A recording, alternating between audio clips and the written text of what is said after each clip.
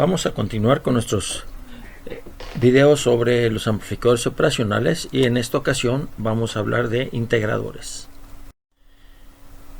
Les recuerdo que en los videos anteriores hemos cubierto los amplificadores y los sumadores, así como el subtractor. En esta ocasión vamos a hablar de los integradores, tanto el invertidor que tenemos aquí y para el cual el voltaje de salida es negativo, de ahí el integrador 1 sobre RC, la integral, o sea, de ahí invertidor e integrador. Y fíjense ustedes que tenemos una condición inicial que podemos controlar en ocasiones por medio del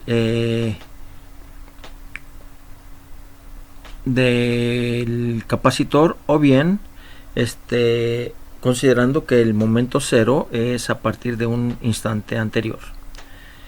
Cuando la condición inicial no es realmente de interés y estamos concentrados solamente en el aspecto de integral, podemos poner simplemente la integral de manera indefinida. Un integrador que no es muy usual, pero que vale la pena poner para efectos de tener el panorama completo, es el integrador no invertidor. En este caso, este integrador es una fórmula similar, excepto que ahora la integral no está invertida con el signo menos. Observen ustedes que una de las razones por las cuales este integrador no se favorece mucho es porque requiere mucha igualdad en las resistencias y en las capacitancias, ¿verdad? Y cualquier variación puede romper la ecuación.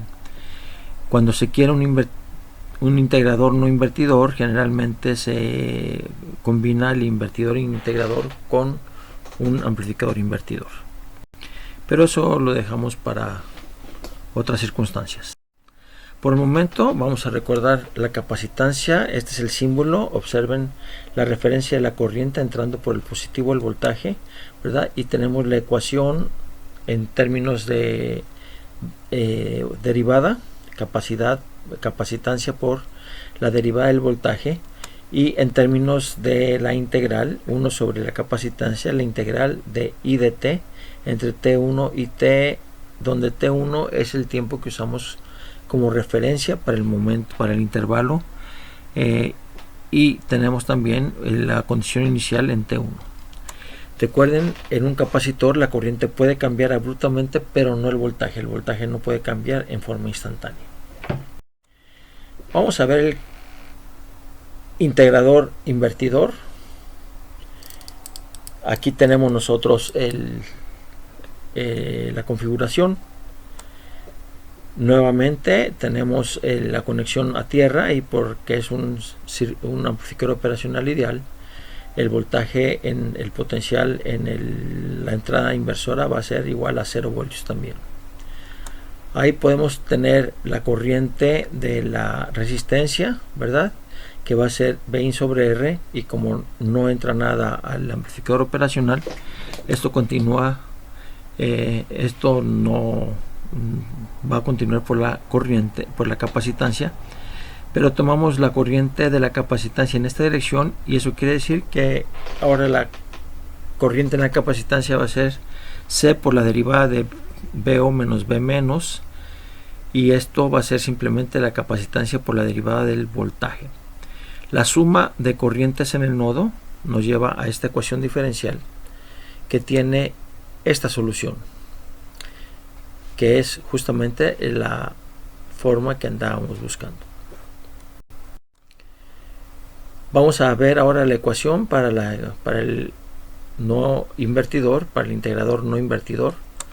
No inversor, tenemos en el nodo B- las corrientes, y estas corrientes son iguales, y entonces la capacitancia de VO menos V menos de T va a ser igual a V menos, lo que quiere decir que si hacemos un poquito de álgebra, tenemos esta igualdad. La RC por la derivada del voltaje de salida va a ser igual a RC por la derivada del potencial en la entrada invertidora más ese mismo potencial. Si ahora vamos al lado positivo, tenemos ahí dos corrientes y podemos igualar esas corrientes, y vean ustedes que a la derecha tenemos Bin y RC por la derivada de B más con respecto a tierra más B más, y como es un amplificador operacional ideal, podemos nosotros igualar entonces la 1 y la 2 y llegar a esta ecuación que está aquí. RC por la derivada del voltaje de salida es igual a Bin, lo cual nos da entonces la integral, la forma de la integral, y esta vez positiva sin inversión. Como dije anteriormente, este no es un circuito que se utilice mucho, vale la pena tenerlo para tener el panorama completo. Vamos a tomar un ejemplo. Se nos dice que al integrador invertidor se le ha puesto a la entrada una onda cuadrada que tenemos oscilando entre menos 5 y 5, es decir 10 volts de pico a pico, y el integrador tiene una resistencia de 10 kiloohmios y 0.1 microfaradios. Se nos pide dibujar la curva de salida, suponiendo que empieza con el capacitor sin carga a los 0 milisegundos, y también se nos pide que en una segunda etapa cambiemos la curva de salida a que solamente tenga una amplitud pico a pico de 2 voltios. Así que vamos a empezar a trabajar con este circuito y nos concentramos primeramente en la parte A. En la parte A la resistencia es de 10 kiloohmios, la capacitancia de 0.1 microfaradios, de manera que el producto RC va a ser igual a 1 milisegundo. Nos concentramos primero en la primera parte, el primer pulso. En este pulso tomamos la integral, que va a ser de negativo 1 sobre RC, que es 1 milisegundo, la integral de 0 a T, y en ese intervalo el voltaje vale 5 voltios.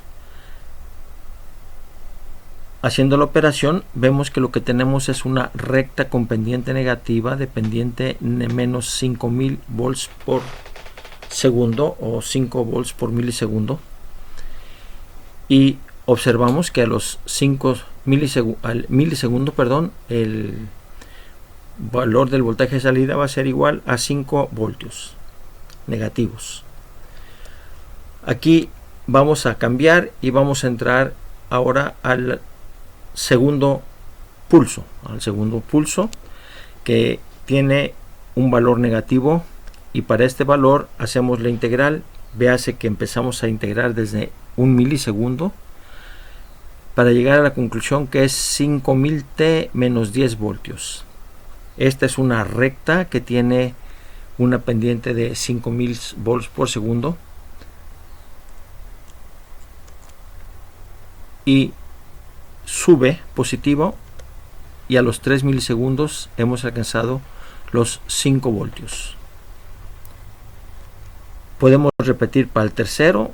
Yo lo pongo aquí, les sugiero que hagan ustedes el dibujo correspondiente, y vamos a obtener finalmente esta curva triangular, que es la que resulta de pasar la curva cuadrada por el integrador. Ahora veamos la segunda parte, que nos pide que cambiemos el valor de la capacitancia para que la curva triangular que vimos ahí tenga solamente una amplitud pico a pico de 2 voltios. Eso significa que va a estar entre menos 1 voltio y 1 voltio en la forma como se ve en la figura. Vimos que la pendiente está determinada por RC, y en este caso la pendiente en el primer tramo y en el tercero y en el quinto va a ser negativo 1000 volts por segundo.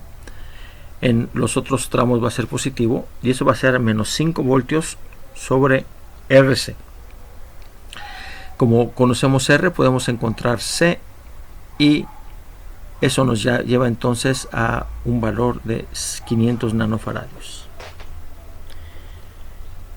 Vemos con este ejemplo que es posible utilizar el integrador para cambiar la forma de onda cuadrada a onda triangular. Sugiero a ustedes que hagan el ejercicio. ¿Qué pasa si lo volvemos a integrar? ¿Qué es lo que obtenemos? Verán ustedes que debemos obtener algo así parecido a una senoidal, pero no va a ser una senoidal, pero hagan el intento ustedes y les recomiendo que lo hagan como bono. 2 puntitos. A entregar el lunes próximo. En resumen, presentamos el integrador inversor y usamos un ejemplo con este circuito. Obviamente hay más ejemplos, eso los dejamos como ejercicios, y también mencionamos que existe un integrador no inversor que no se usa mucho por razones de tolerancias y de sensibilidad respecto a los valores. Nuestro siguiente video va a ser el que trata de los amplificadores diferenciales e instrumentación.